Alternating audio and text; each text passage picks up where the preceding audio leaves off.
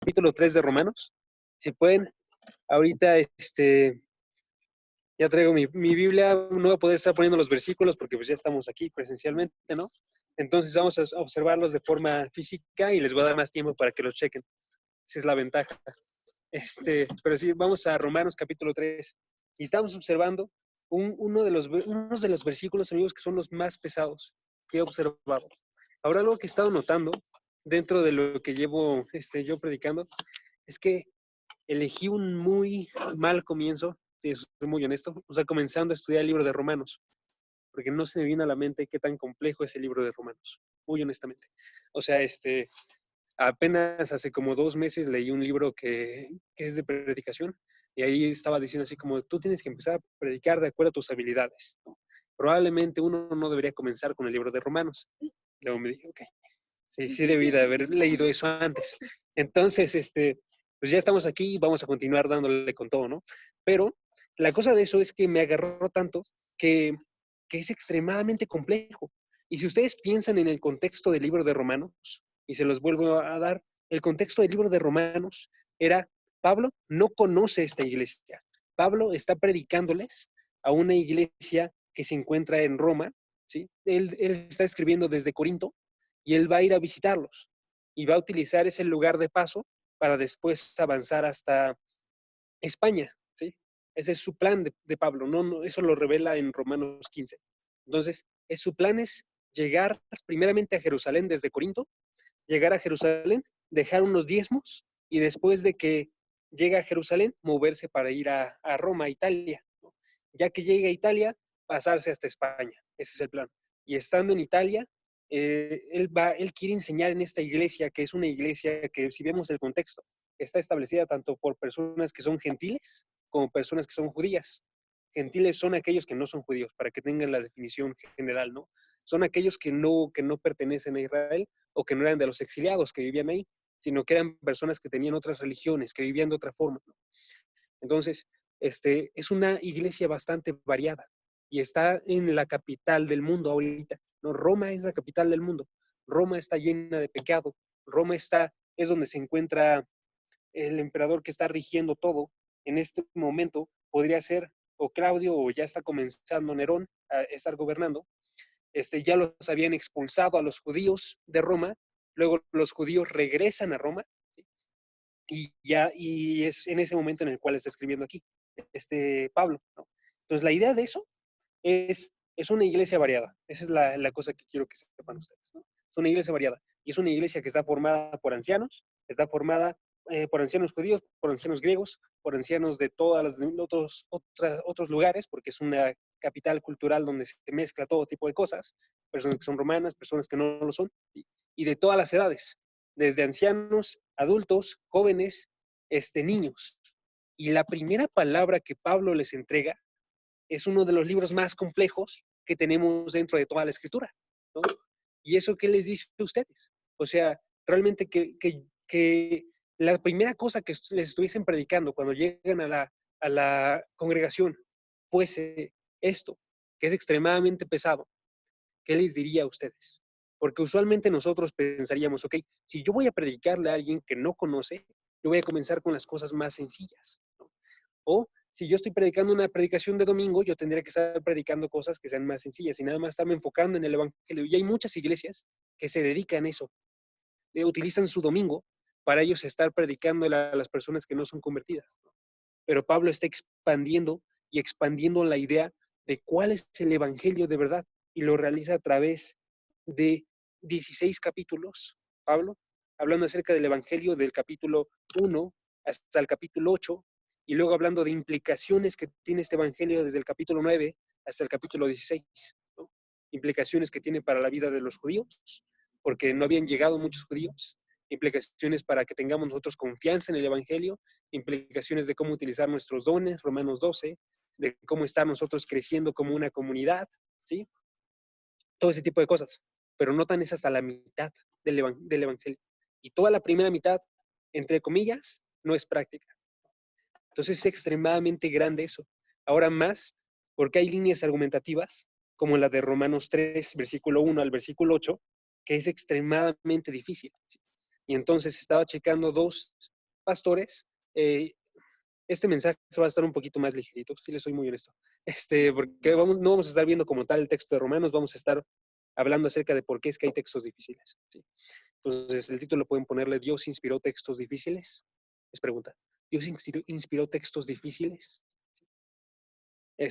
Entonces, este tipo de cosas, dos pastores dijeron entonces, nosotros pasamos, bueno, uno de ellos dijo que pasó toda la semana que estaba estudiando para ese domingo y la semana anterior a esa estudiando este pasaje y todavía estaba teniendo dificultades y que luego se le alivió porque él escuchó de otro pastor que se llama Martin Lloyd Jones. Martin Lloyd Jones. Lloyd se escribe L-L-O-Y-D. Es un muy buen pastor, búsquenlo. Martin con Y, Lloyd con Y, Jones, eso es Jones. Martin Lloyd Jones, ¿ok? Es un muy buen pastor que ya se murió hace como un siglo. Pero él estaba diciendo, este es uno de los textos más difíciles dentro de toda la escritura. Eso estaba diciendo. Entonces le alivió muchísimo al pastor, me alivió mucho a mí también. Él está escuchando esto, pero ahí surge entonces la pregunta. ¿Por qué inspiró Dios textos difíciles? ¿O en verdad inspiró Dios textos difíciles? ¿Ustedes qué dirían? ¿Inspiró Dios textos difíciles o no? Sí. Ahora, no voy a dejar que respondan, pero algunos dirían que no, algunos dirían que Dios inspiró cosas que son extremadamente sencillas porque no han entrado a estos textos. O algunos otros dirían con una medida de razón, con un poco de razón, el hecho de, ok, igual y el problema no está en el texto, igual y el problema está en nosotros. Quizás hay un pecado ahí que está acechando y por ese pecado no podemos observar nosotros la luz del Evangelio, ¿no? Eso es cierto y hay que tener muchísimo cuidado nosotros con el pecado, porque el pecado también nos ciega a entender esto. Sin embargo, la palabra misma nos dice que sí hay textos difíciles, ¿sí? Entonces, si me acompañan ustedes a 2 de Pedro, capítulo 3, 2 de Pedro, capítulo 3, versículo 15 al versículo 16, podemos observar esta verdad. Chequen. Está hablando Pedro, el apóstol, y está diciendo un comentario acerca de Pablo, ¿sí? Entonces, específicamente está hablando acerca de escritos de Pablo que Pedro ya tenía. Entonces dice, segunda de Pedro, capítulo 3, versículo 15 al 16. Dice, consideren la paciencia de nuestro Señor como salvación, tal como les escribió también nuestro amado hermano Pablo, ¿sí? Según la sabiduría que le fue dada. Chequen esa idea, primeramente. A Pablo le fue entregada una sabiduría que no es porque la idea de entregar abarca este pensamiento de si tú te entregan algo es algo que no proviene de ti, si algo que proviene de alguien más. ¿Sí? Ahora esa sabiduría la va a describir entonces, no solamente está hablando de lo de Pablo, está hablando acerca de la sabiduría que acaba de hablar. Versículo 16. Asimismo, en todas sus cartas, habla en ellas de esto, en las cuales hay algunas cosas difíciles de entender que los ignorantes e inestables tuercen, como también tuercen el resto de las escrituras, para su propia perdición. ¿Ok? Chequen esa idea. Hay 4 cosas, al menos 4 cosas que nos está diciendo este versículo acerca de los escritos de Pablo. ¿Sí? Primeramente, nos está diciendo esta idea que les comenté en el versículo 15. Hay una sabiduría que le fue dada a él. ¿Sí? Entonces, se refiere como una sabiduría que proviene de Dios. ¿Sí? Podríamos checar también, por ejemplo, primera de Corintios, capítulo 2, versículo 13, y nos habla acerca de la sabiduría. Chequen. Primera de Corintios 2:13. No pierdan de vista el de Pedro, ¿ok? Pero Primera de Corintios 2:13 nos está diciendo, chequen, 2:13, van a hacer mi medida ustedes para que sepa que ya llegaron. Entonces cuando lleguen me dicen, va, ya, vas. Ok, dice, de lo cual también hablamos, no con palabras enseñadas por sabiduría humana, sino con las enseñadas por el Espíritu. ¿Sí? Chequen. Está diciendo, Pablo sí habla con sabiduría, pero habla con una sabiduría que proviene del Espíritu de Dios. ¿Sí? El Espíritu. ¿Sí? Combinando pensamientos espirituales con palabras espirituales. ¿Sí? Es una sabiduría que va más allá. Es una sabiduría que proviene de lo alto, nos diría Santiago, capítulo 1, versículo 17, o Santiago, capítulo 3, el versículo, creo que también 17, de hecho. Entonces, es una sabiduría que es dada, y es una sabiduría que es dada desde lo alto. ¿Sí? Entonces, proviene de lo alto. Es la primera cosa que vemos aquí. Segunda cosa, también vemos que Pedro dice que los escritos de Pablo están en la misma categoría que, chequen lo que dice el versículo 16, casi al final, dice que el resto de las escrituras, ¿sí? O dependiendo de su traducción, también puede decir que las demás escrituras, que otras escrituras, ¿sí? Nos está hablando entonces de cómo es que este término que se utilizaba para el Antiguo Testamento, para todo el Antiguo Testamento, que era escrituras, así que hacía referencia a todo lo que está antes, también se le aplica a las cartas de Pablo, ¿sí? Eso es interesante, porque luego van a decir algunos, van a llegar con ustedes y les van a decir, ok, pero ¿cómo sabemos que en verdad es la palabra de Dios estas cartas? Si en este tiempo lo que se le llamaba palabra de Dios o escrituras hacía referencia al Antiguo Testamento. Pero aquí vemos en este versículo, y no es el único, pero es el que vamos a ver ahorita, en este versículo hace referencia a Pablo como alguien que escribe escrituras, ¿sí? Entonces Pablo escribe escrituras. Fueron dadas a él, son escrituras, como el Antiguo Testamento, en el mismo nivel que estas escrituras. 3, también nos dice que son difíciles de entender, ¿sí? O sea, Dios, que sería el comunicador perfecto, ¿sí? Porque Él está arriba de todo el lenguaje. De todos modos, está decidiendo que no se ponga de forma sencilla, sino está decidiendo que aparezca de una forma que sea difícil de entender. Y chequen 4, que no es cualquiera el que está diciendo que es difícil de entender. El que está diciendo que es difícil de entender es el apóstol Pedro, ¿sí? El apóstol Pedro que estaba asombrando a las personas cuando estaba hablando, a pesar de que él no era educado, estaba asombrando con esta sabiduría que traía él. Aún así, este apóstol, que está también siendo movido por el Espíritu, él de todos modos tiene dificultad para poder comprender las escrituras, ¿sí? Entonces es extremadamente grande la dificultad. Sin embargo, dificultad, ¿qué hace referencia? Dificultad no hace referencia a algo que es imposible, ¿sí? Dificultad hace referencia a algo que requiere de esfuerzo, requiere de trabajo, requiere de diligencia, ¿sí? Y entonces lo que nos está diciendo a través de este versículo es que es una dificultad que si nosotros fuéramos pacientes, si fuéramos humildes, si fuéramos mansos, si oráramos, si fuéramos estudiosos, los voy a repetir porque sé que no abusaríamos de las escrituras. Porque al fin y al cabo el versículo 16 lo que dice es, hay personas que son ignorantes e inestables y ellas están abusando de las escrituras, ¿no? Están torciendo las escrituras, nos dice el versículo 16.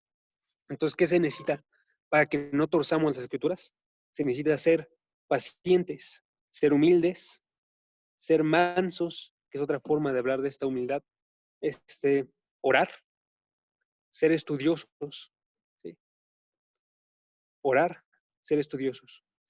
Y vamos a reconciliar todo este tipo de cosas ahorita, porque la idea entonces es que esta claridad de la escritura proviene a través de una oración, una vida humilde, a través de una vida que está estudiando, que está educándose, ¿sí? Y no significa entonces nada más que nos acerquemos nosotros y digamos simplemente, Espíritu, tú revélame y van a llegar pensamientos a nosotros, sino también significa esta idea de tenemos que estar estudiando, tenemos que estar educándonos, ¿sí? Y esto lo podemos ver a través de todas las escrituras. Romanos, no es el único escrito que es difícil. Si ustedes van a la carta a los hebreos, la carta a los hebreos es extremadamente compleja y la carta a los hebreos requiere un conocimiento amplio del Antiguo Testamento. O sea, no se puede realizar en un momento. Se tiene que estar realizando con diligencia, yendo a través del Antiguo Testamento. Nos ilumina también esta idea de, ok, si yo estoy, ejemplo, ahorita estudiando y estoy comprendiendo esta página, es increíble. Y no es lo único que voy a estar entendiendo en toda mi vida, sino que voy a tener otras 1200 páginas, 1300, dependiendo de la versión de la Biblia que ustedes tengan o de la edición que tengan, de sabiduría plena, para que ustedes sigan estudiando todos los días de su vida, ¿sí? ¿Cuántos días van a vivir? ¿Cuánta sabiduría hay aquí? No van a poder acabar este libro. Nunca van a poder acabar este libro. Voy a continuar. Sí, ok. Entonces, en base a eso, en base a esto vamos a ver 4 puntos de qué es lo que entonces está realizando Dios al momento en el cual Dios decide de forma voluntaria el venir y entregar unas escrituras que son difíciles, ¿sí? Son 4 cosas, hay más cosas, pero me voy a concentrar ahorita nada más en 4 cosas para tener un énfasis, ¿no? Y quizás otro día vamos a ver otras más, va. Pero sí, entonces vamos a comenzar. La primera cosa que desata Dios con base a su palabra, que es difícil, es una desesperación, ¿sí?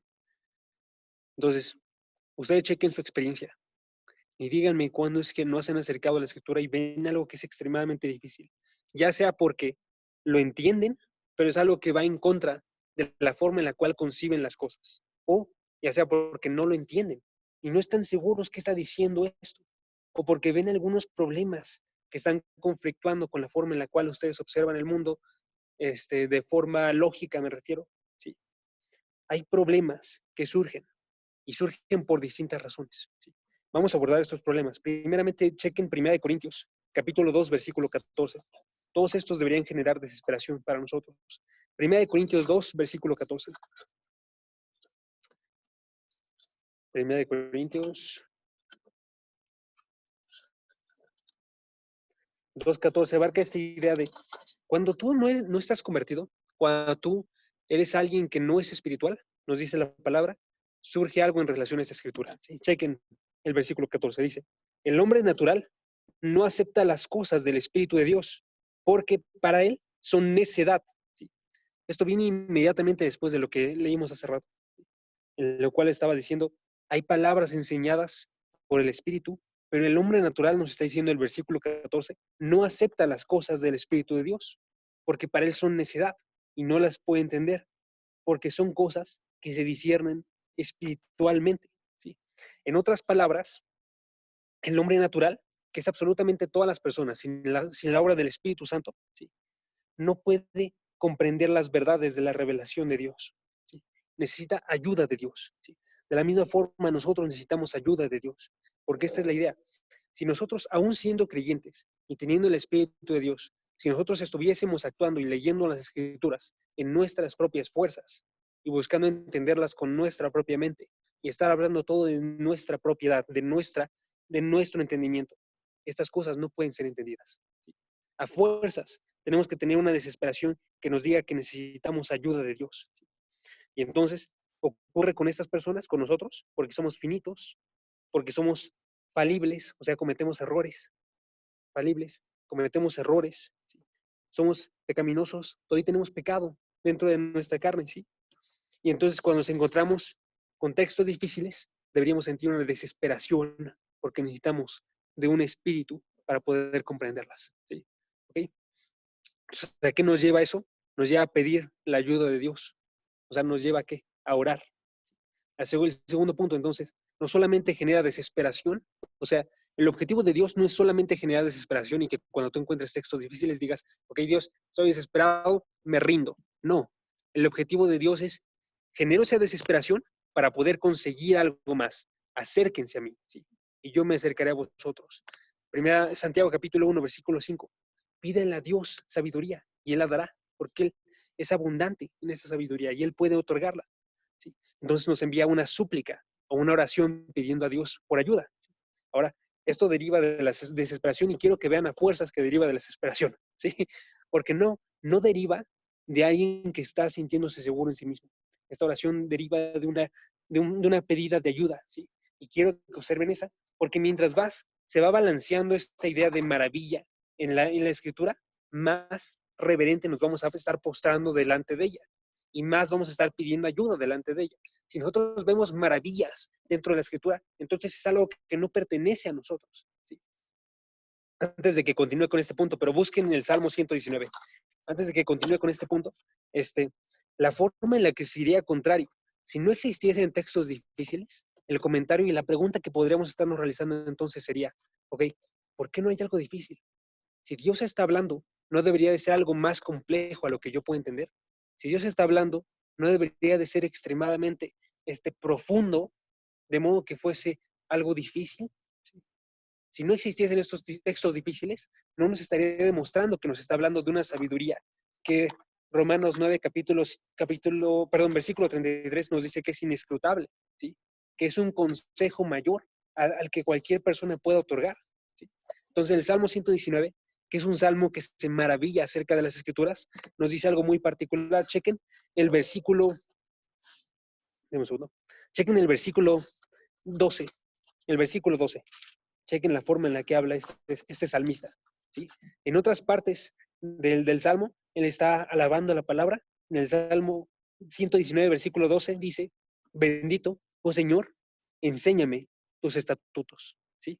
En el versículo 18, chequen, que dice: abre mis ojos para que vea las maravillas de tu ley. ¿Sí? En el primero le dice: enséñame, tú sé aquel que es mi maestro, para que yo pueda comprender los estatutos. En el segundo, en el versículo 18, dice: abre mis ojos, porque yo no voy a poder observar maravillas si no es proveniente de ti. ¿Sí?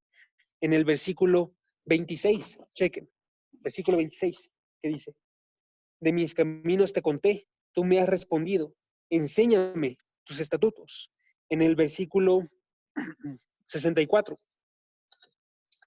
la tierra, oh Señor, está llena de tu misericordia, enséñame tus estatutos. 68, bueno eres tú y bienhechor, enséñame tus estatutos. 124, haz con tus siervos según tu misericordia y enséñame tus estatutos. 135, haz resplandecer tu rostro sobre tu siervo y enséñame tus estatutos. 171, que profieran mis labios alabanza, pero pues tú me enseñas tus estatutos. ¿Sí? Es esta idea. Dios tiene que ser aquel que nos enseña y nuestra oración tiene que ser porque Dios nos enseñe. O el Salmo 25, versículo 5 y versículo 8. Chequen el Salmo 25. Está unas cuantas páginas atrás, como tiene que estar como 50 páginas atrás. Entonces, sí son un buen. 25, versículo 5 y versículo 8. Dice: guíame en tu verdad y enséñame, porque tú eres el Dios de mi salvación. En ti espero todo el día. ¿Sí? ¿Quién va a enseñarle para su salvación? Va a enseñar Dios. Nadie más puede enseñar para su salvación. Y el versículo 8 nos da una promesa de parte de Dios. Dios no solamente busca que nosotros nos acerquemos para poder estarle pidiendo enséñame, sino Dios promete, dice, que va a enseñar. Bueno y recto es el Señor. Por tanto, Él muestra a los pecadores el camino. Versículo 9. Dirige a los humildes en la justicia y enseña a los humildes su camino. ¿Sí? Tenemos que orar nosotros, tenemos que estar acercándonos y diciéndole a Dios: guíame y enséñame tu palabra. ¿Sí? Guíame y enséñame tu verdad. ¿Sí? Entonces, cuando Dios desata esta desesperación, Dios desata también un pueblo que esté buscándolo en oración a través de esta idea. Yo les entrego mi palabra y van a poder comprender mi palabra. Solamente tienen que acercarse en dependencia a mí. ¿Sí? Santiago, hay muchísimos versículos de esto, perdón. Santiago 1, versículo 18, creo que es también, reciban la palabra con humildad. ¿Sí? Hay que acercarnos con mansedumbre a la palabra, con humildad. ¿Sí? Ahora, sin embargo, hay varias formas en las cuales se muestra esta mansedumbre. No solamente se muestra en la oración, ¿ok? No solo en la oración. Me refiero a la oración, es el primer paso. Pero esta mansedumbre no solamente se tiene que mostrar en nuestro sometimiento espiritual, sino también en la entrega de nuestro cuerpo. ¿Sí? Dios nos dio mentes, Dios nos dio este cuerpo para poder estarnos moviendo, para poder estar leyendo. Dios nos da el tiempo para poder estar meditando en su escritura de día y de noche. ¿Sí? Entonces, la tercera parte de esto es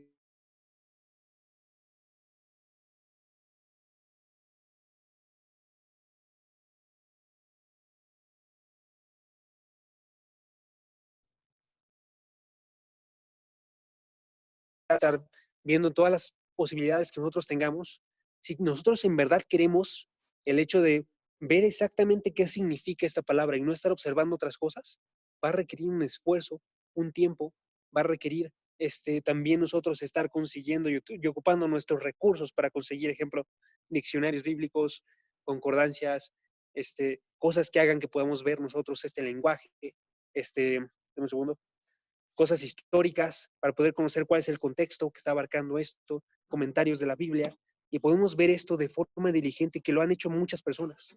Si ustedes van y checan un comentario bíblico, en especial uno acerca del libro de Romanos, ¿cuántas hojas tiene tu libro de Romanos en tu escritura? en tu Biblia. Llega.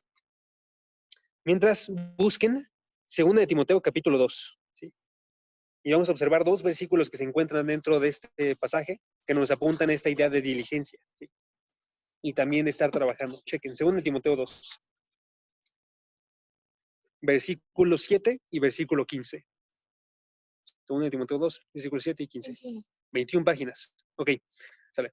Para poder estar estudiando yo para este estudio, tengo, dame un segundo, tengo 4 comentarios de Romanos. ¿Sí?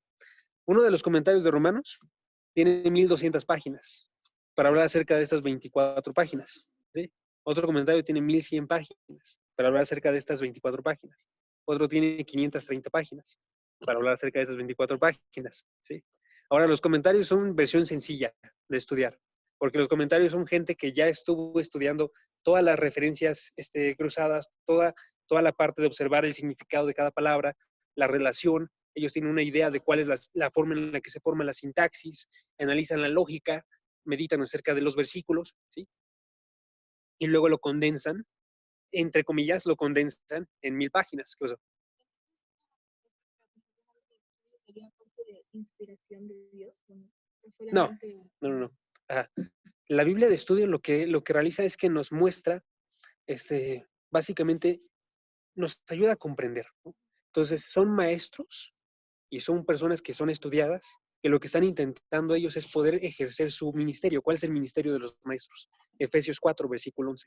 El ministerio de los maestros es, voy a decir el versículo, es, él dio a algunos el ser profetas, apóstoles, pastores, maestros, se me olvidó uno, siempre se me olvida uno, para la edificación de los santos, para la obra del ministerio. Un buen maestro quiere conseguir ese objetivo, es edificar a los santos para la obra de su ministerio. ¿Sí? Entonces, son maestros que están ayudándole a otros, pero siempre tenemos que buscar nosotros y analizar eso. ¿Es en verdad esto lo que está diciendo la escritura o no lo es? ¿Sí? Y esa es nuestra idea base, porque nuestra idea es, esto es lo que es inspirado. ¿Sí? Y es importante esa pregunta que acabas de decir, de hecho, porque también nuestra traducción no es inspirada. Nuestra traducción es inspirada, entre comillas, en tanto se sostiene a la versión original, ¿no? En griego y en hebreo, del antiguo y en arameo, perdón. Entonces también pueden cometer errores las traducciones o pueden ser interpretadas de forma ambigua. Ahí me refiero a veces el lenguaje como va cambiando, cambia un poquito la interpretación que podemos tener nosotros, ¿no? Porque va cambiando el lenguaje, pero sin embargo, el lenguaje en el que se escribió originalmente no cambia, porque el lenguaje original fue hace 2000 años, ¿no? Y tenemos recursos que nos ayudan a ver cuál es el significado dentro de ese tiempo. Eso es lo importante, ¿sí? Entonces hay que checar eso. Ahora, chequen el versículo 7, entonces, versículo 7. ¿Qué dice el versículo 7? Dice, ¿dónde estoy? 2 de Timoteo 2, versículo 7. Sí, estaba bien.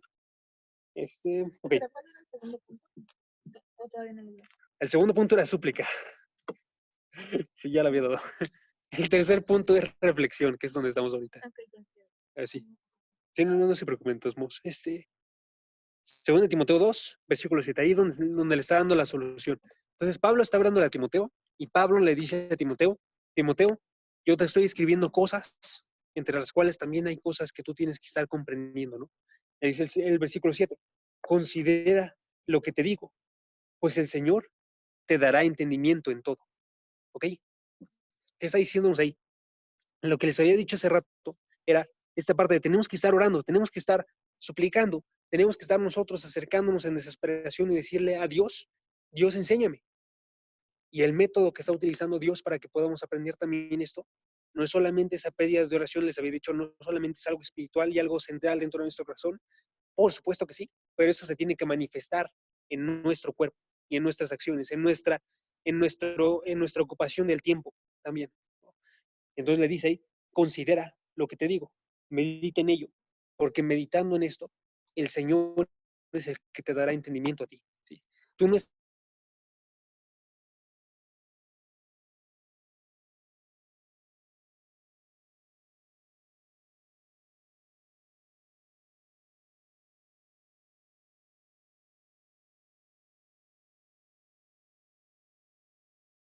Entonces, desata en el mundo también Dios un impulso porque las personas estén pensando de forma ardua dentro de las Escrituras. Chequen el versículo 15 que les había comentado. Procura con diligencia presentarte a Dios aprobado como obrero que no tiene de qué avergonzarse, que maneja con precisión la palabra de verdad. ¿Ok? Ahí destaco nada más, chequen 3 partes de este versículo. ¿Ok? Procura con diligencia. ¿Qué es procurar? ¿Qué significa procurar? Ustedes ubican, ¿qué? O también de aquí, ¿qué significa procurar?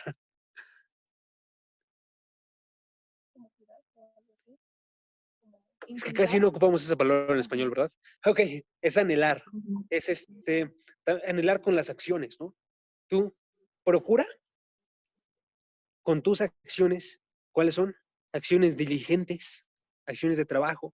Tú anhela esta idea de presentarte a Dios aprobado a través de tus acciones y de un arduo trabajo, ¿sí? Este arduo trabajo muestra tu procuración, muestra tu anhelo por estar mostrando este amor por Dios, ¿sí? La segunda parte dice, presentarte a Dios aprobado. Está diciendo, hay una aprobación que proviene de parte de Dios y esta aprobación se rige por lo que va a venir en la tercera parte, pero es la parte importante que quiero que vean aquí. Dios aprueba a la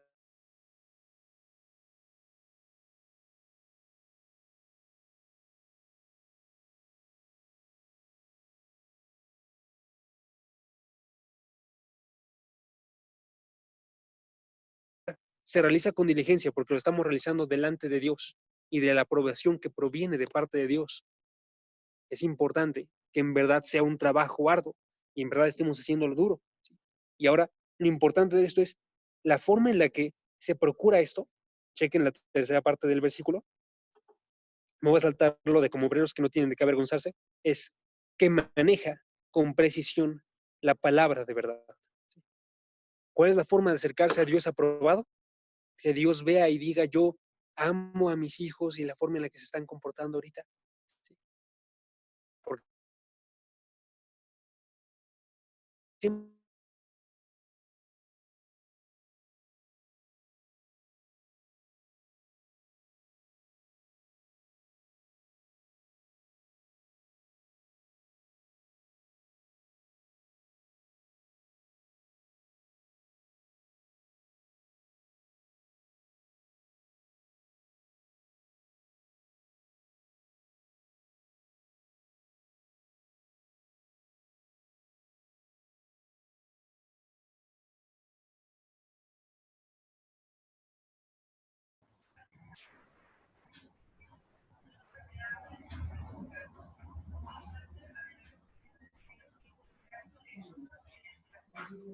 caray. Ok, ¿están todos? No, sí, sí están. Ya pensaba que era yo. Aquí seguimos vivos. Va, ok, como que se cerró. No sé si también les pasó a ustedes, pero como que se cerró. Sí. Me espanté. Continúo. El cuarto punto, entonces, ¿qué es lo que surge de esta idea de reflexión y de que tenemos que estar procurando con diligencia? Surge educación. Surge capacitación. ¿Sí? Educación, capacitación. ¿Sí? Es el mismo punto, el punto 4. Okay. Esa idea, si Dios ha inspirado un libro, y este libro es la base de la fe cristiana, ¿cuáles son los componentes de un libro? Los componentes de un libro son alfabeto, iba a decir.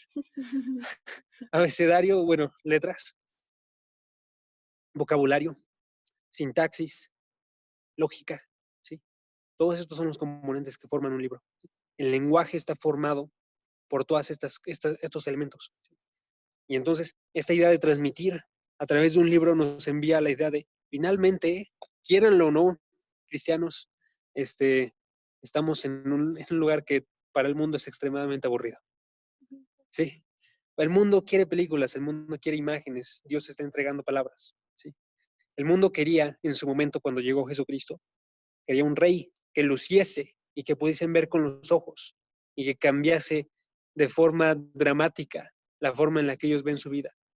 Lo que realiza Dios es que Dios los humilla para que viesen ese cambio dramático, no en las cosas espectaculares de acuerdo a sus ojos, sino en las cosas espectaculares dentro de su espíritu, ¿sí? Y de la misma forma actúa Dios hoy en día. Y Dios quiere, a través de esto, humillar a las personas. Ustedes no van a poder comprenderlo por sí solos. Ustedes no van a poder comprenderlo si no trabajan en ello. Y ustedes no van a poder comprenderlo si no hay una educación y nos esforzamos por esto. Nos humilla. Gran parte de nuestra vida va a ser esta educación. Y si alguien ubica la idea de leer, leer no se realiza de forma intuitiva, requiere de esfuerzo. Y tú sigues evolucionando en la forma en la que tú lees y comprendes las cosas hasta que se acaba tu vida, ¿sí? Y enseñar también. Enseñar también cambia de forma constante la forma en la que tú lo realizas para poder comprender más, para poder escuchar mejor o para poder estar realizando la enseñanza mejor hacia afuera. Entonces, si Dios ordena todas estas cosas, está ordenando también a nosotros el versículo 2. Chequen. 2 Timoteo 2, versículo 2. Chequen.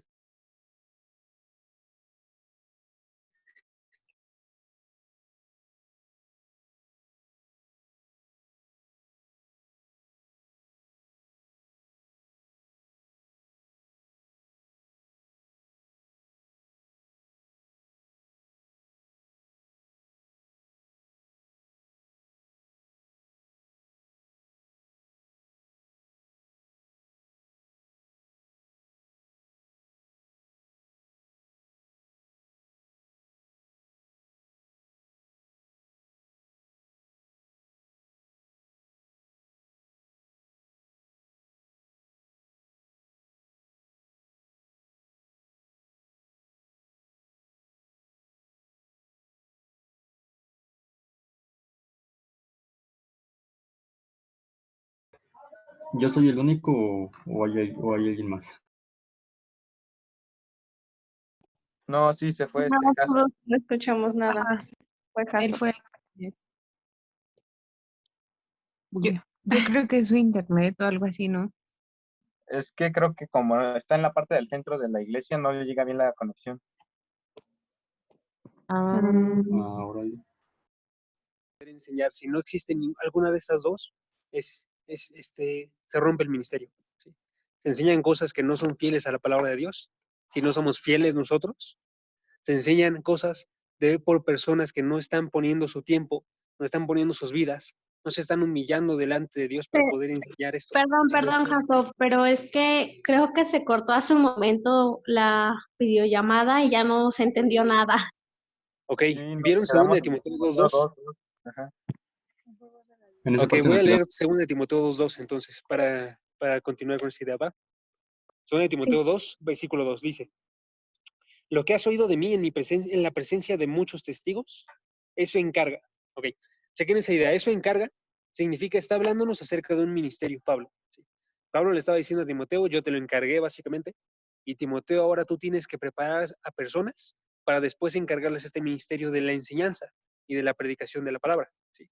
Ahora, este ministerio de la enseñanza y de la predicación de la palabra no es para cualquier persona. Nos da dos rasgos que tienen que tener las personas que están enseñando la palabra de Dios. Y ahorita les digo por qué, que es lo que estaba diciendo ahorita. Tienen que ser personas que sean fieles, ¿sí? Chequen, a hombres fieles. Y, segundo, que sean capaces de enseñar, ¿sí? Si tú pierdes alguno de estos dos en el ministerio de la predicación y de la enseñanza de la palabra, se rompe todo. ¿Por qué? Fidelidad a Dios es lo que hace que la persona pase su día leyendo la palabra, meditando la palabra, que esté suplicando a Dios, que esté buscando esta idea de yo no quiero predicar algo que provenga de mí, Dios, sino yo quiero predicar algo que provenga de ti. A una persona que es fiel es la persona que va a cumplir lo que dice el versículo 7, lo que dice el versículo 15. De hecho, si observan todo el pasaje, nos habla de más características de una persona fiel. Nos dice el versículo 3, una persona fiel sufre penalidades. Una persona que no es fiel a Dios no sufre las penalidades, deja que pasen, se aleja de ellas, ¿sí? Se arrepiente y dice, yo no formo parte de este grupo. Una persona fiel, dice el versículo 4, tiene que ser un soldado en servicio activo, que no se enreda en los negocios de la vida. Una persona fiel no se enreda con el mundo, sino que mantiene esa lejanía para poder estar siendo una persona que está, dice el versículo 4, agradando al que lo reclutó como soldado. no se está enfocando en el mundo, está queriendo agradar solamente a Dios, una persona fiel. ¿Sí? Una persona fiel compite como un atleta, siguiendo las reglas, siguiendo esta idea de que Pablo le está diciendo, tienes que procurar con diligencia presentarte a Dios aprobado. Una persona fiel, 6, el versículo 6, es un labrador que trabaja, ¿sí? Y que recibe primeramente de estos frutos. No predica solamente para otros, sino que él recibe primeramente el ataque y la confrontación, él recibe la maravilla y también maravillarse de esto y ver el amor de parte de Dios en todas las cosas que observa y que predica primeramente, y luego se lo entrega a los demás, los frutos de su trabajo, ¿sí? Entonces tiene que ser una persona fiel, pero no solamente tiene que ser una persona fiel, tiene que ser una persona que sea capaz de enseñar, porque son palabras. Para que se puedan entender, tiene que ser alguien que muestre estas palabras y nos enseñe la verdad que se encuentra dentro de estas palabras. ¿Sí? Tiene que ser en verdad un maestro. Un maestro significa en el griego un didascos. ¿Sí? Un didascos, que es de donde proviene nuestra palabra didacta o esta idea de enseñanza. ¿Sí? Entonces, esta idea. Entonces, lo que realiza Dios es que realiza un montón de personas que estén enseñando y una necesidad también de personas que estén aprendiendo a leer, que estén aprendiendo la lógica, que estén siendo educados. Y aquí viene el impacto que tiene la palabra para toda la historia de la humanidad. Dentro de toda la historia, lo que ha generado esta idea de la palabra es que ha generado en los 2000 años que llevamos nosotros como cristianos, bueno, de que existe el cristianismo, ha generado escuelas, ha generado universidades, ha generado impulsos por seguir aprendiendo y cultivando esa idea, ha generado personas que se mueven y que buscan aprender otros lenguajes para poder traducir la palabra a otras personas. Ha generado personas que no solamente van y se acercan a ellos para traducir en un lenguaje que ya existe, sino que ven la forma en la que hablan y crean un lenguaje escrito, porque hay lugares en los que te acercas y ni siquiera hay un lenguaje escrito, ¿sí? O sea, se acercan para construir ese lenguaje escrito y a partir de ese lenguaje escrito se lo enseñan a las personas y traducen la palabra y son años y años y años de esfuerzo, ¿sí? Porque es así de importante. Y ha generado padres que se comprometen con sus hijos y se acercan con esta idea de quiero que ustedes aprendan, que tengan esta posibilidad, porque es más importante, y esto quiero que se lo lleven, es más importante que sus futuros hijos aprendan a leer la palabra y a sacar las verdades de la palabra, a que aprendan a realizar un oficio y a que tengan una carrera. Y muchas veces cambia el orden de esto. No es que no sea importante la carrera y el oficio. Estoy diciendo es primeramente importante la parte de la palabra. ¿Sí? Y primeramente importante que aprendan ellos a sacar maravillas de esta palabra. A partir de los cristianos surgieron las bibliotecas. A partir de los cristianos surgió esta idea de continuar imprimiendo, ¿sí? Libros. ¿Sí? Surgen eruditos. Surgió la Universidad de Harvard. Surgió la Universidad de Yale. La Universidad de Princeton. Todas estas se habían dedicado primeramente a crear a ministros para la predicación de la palabra. Y después se fue rompiendo. A partir del cristianismo surgió lo que nosotros conocemos como el método científico. También eso fue cristianos, ¿sí?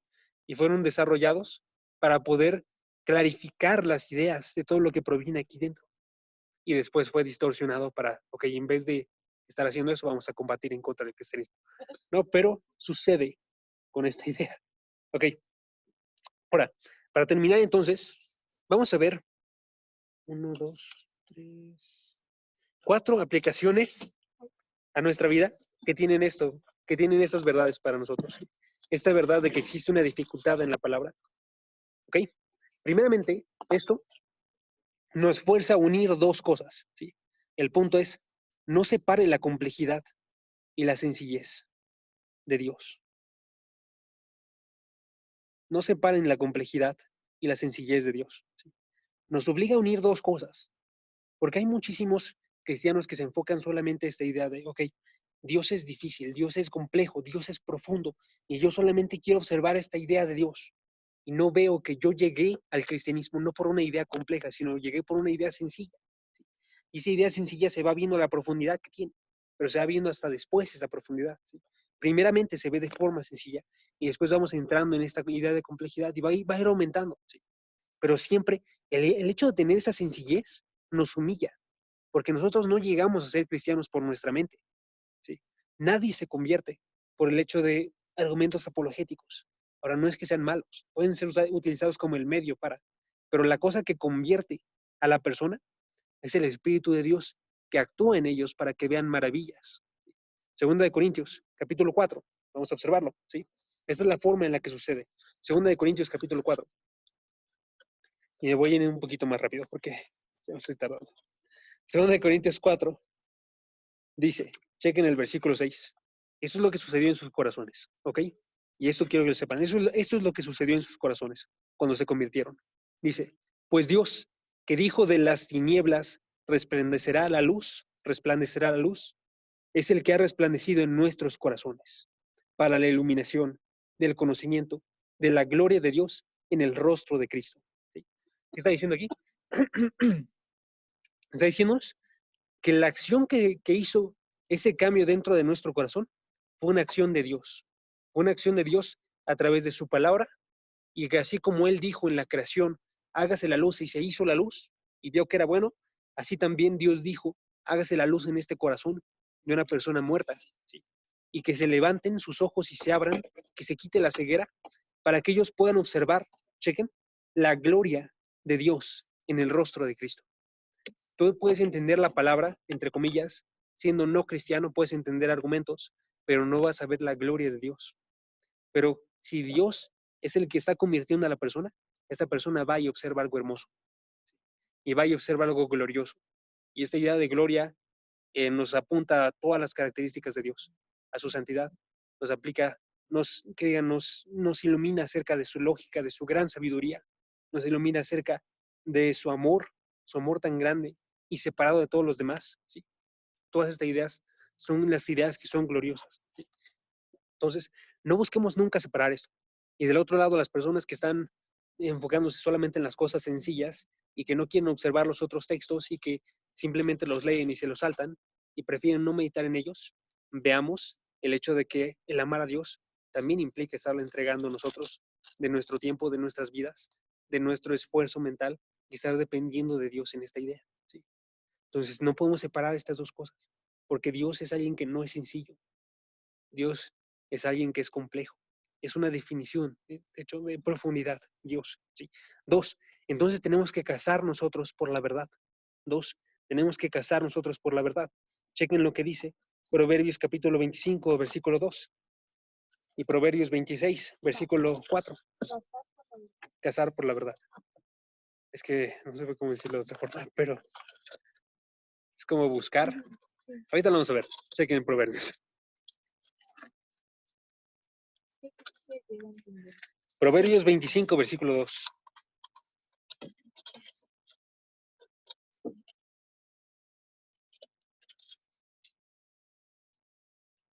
Caray.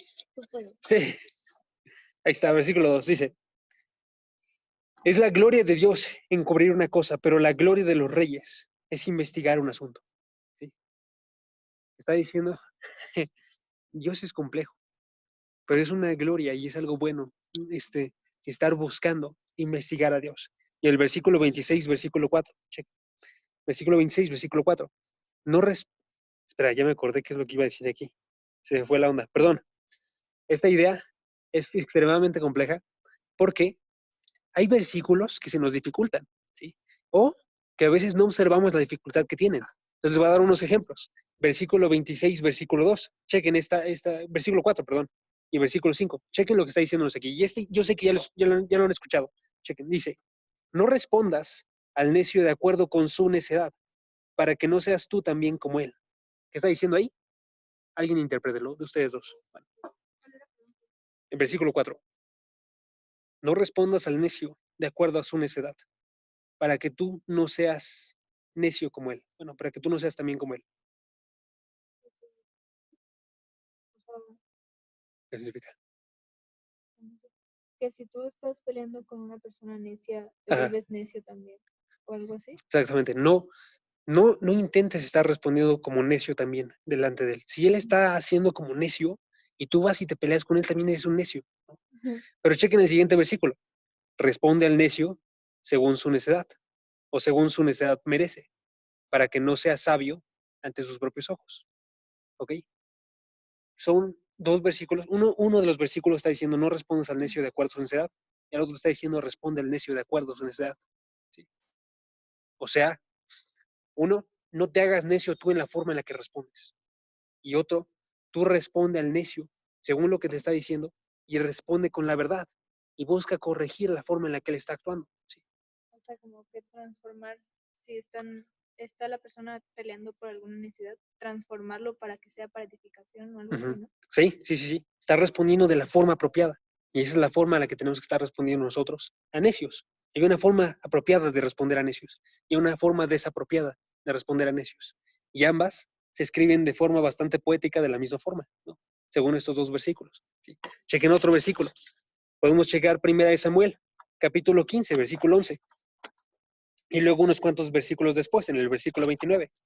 1 Samuel está antes de Proverbios, está antes de lo que estábamos leyendo ahorita, versículo 19, perdón, capítulo 15, versículo 11, capítulo 15, versículo 11, y está hablándonos acerca de una característica de Dios. Chequen esto. Versículo 11, dice, y se levantó Samuel muy de mañana para ir al encuentro de Saúl. ¿Sí? Saúl se ha ido a Carmel, donde se ha levantado, espérame, salté un versículo, me pesa, es el versículo 11, me pesa haber hecho rey a Saúl, porque ha dejado de seguirme y no ha cumplido mis mandamientos. Y Samuel se conmovió y clamó al Señor toda la noche. ¿Sí? Estoy en el versículo apropiado. Ah, sí. Perdón, es que mi traducción no la había visto. ¿Qué dice la tuya? ¿Desde el 11? Sí. Dice, me pesa haber puesto por rey a Saúl, porque se ha vuelto Entonces, en pos de mí y no ha cumplido mis palabras. ok, ¿qué está diciéndonos ahí? Está diciéndonos Dios que se había, entre comillas, arrepentido de la forma en la cual había puesto a Saúl por rey. ¿Sí? Chequen el versículo 29. El versículo 29 de este capítulo dice, también la gloria de Israel no mentirá, ni cambiará su propósito, porque él, haciendo referencia a Dios, no es hombre para que cambie de propósito. ¿Sí? Entonces, en uno está diciéndonos esta parte de Dios no se puede arrepentir, el versículo 29, Dios no puede estar cambiando su propósito, que estar cambiando la forma en la que Él es, y en otro está diciéndonos Dios estaba teniendo un arrepentimiento de haber puesto a Saúl como rey. ¿Sí? Y ahora, la idea de esto es, a través de nosotros estar pensando y estar cazando por la verdad, vamos a encontrar esta unidad. ¿Cuál es esta unidad? Porque está solamente versículos después. ¿Sí? Es solamente versículos después. Entonces es una misma idea, que diga, son dos ideas distintas que se pueden conciliar y que podemos ver entonces está haciendo referencia a algo en específico. ¿Sí? O entonces ya vamos, Proverbios 2, versículo 3 al versículo 4. ¿Qué nos dice Proverbios 2? Versículo 3 al versículo 4. Chequen. Pues. El problema de tener una Biblia tan pequeña es que luego se confunden un buen las páginas. Pero sobre todo en libros chiquitos, ¿no? Pero a ver, Proverbios 2, versículo 3, ¿qué dice?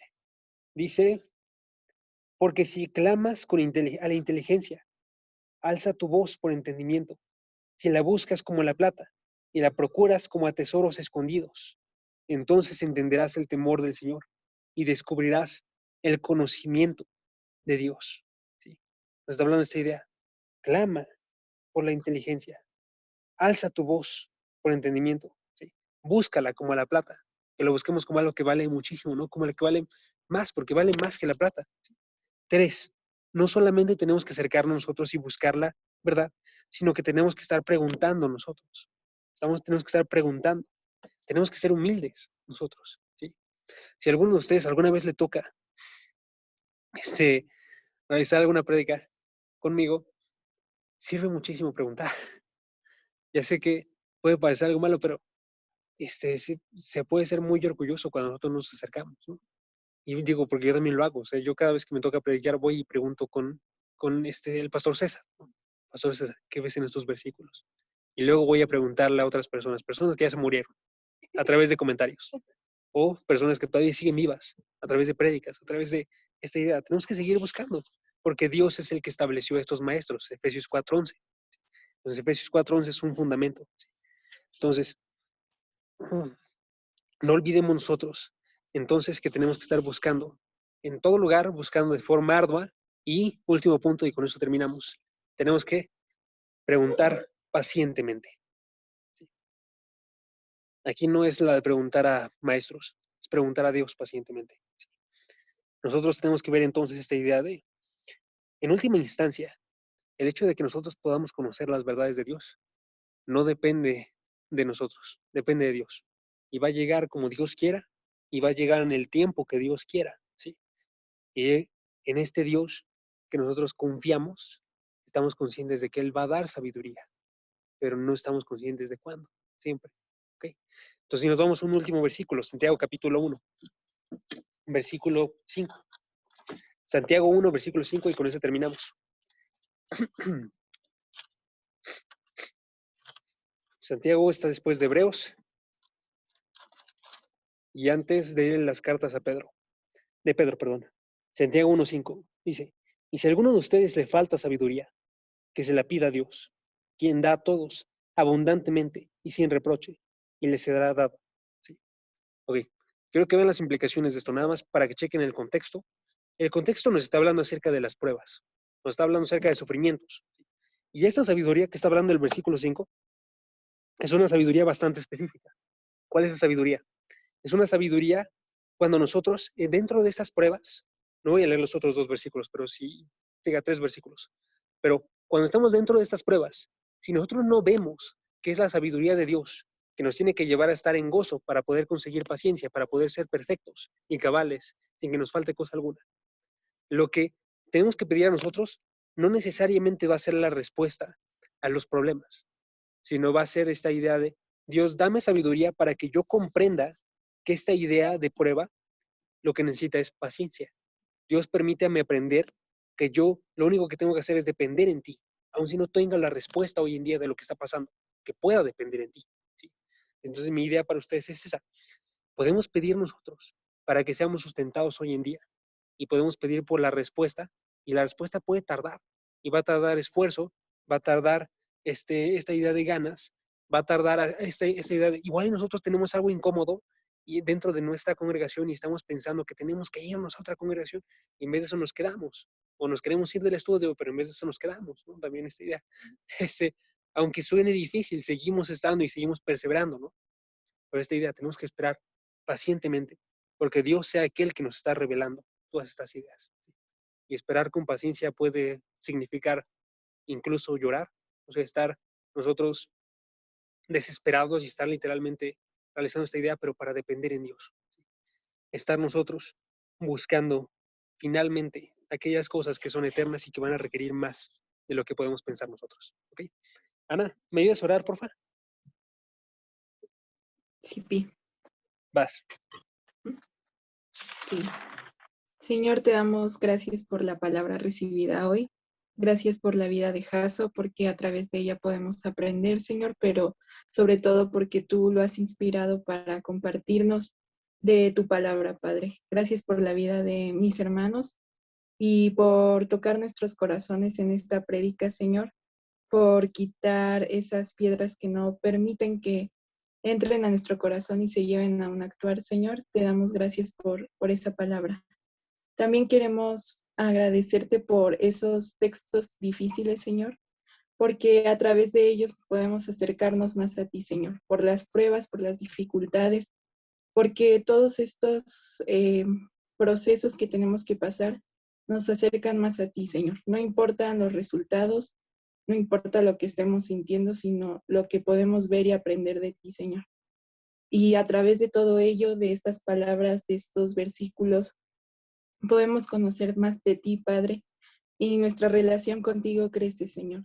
Gracias, Padre, por todo ello, y que siempre tengamos tu sabiduría y tu inteligencia, y que nos ilumines y nos guíes en todo momento, Señor, para comprender tu palabra. Gracias en el nombre de tu Hijo Jesús. Amén. Amén.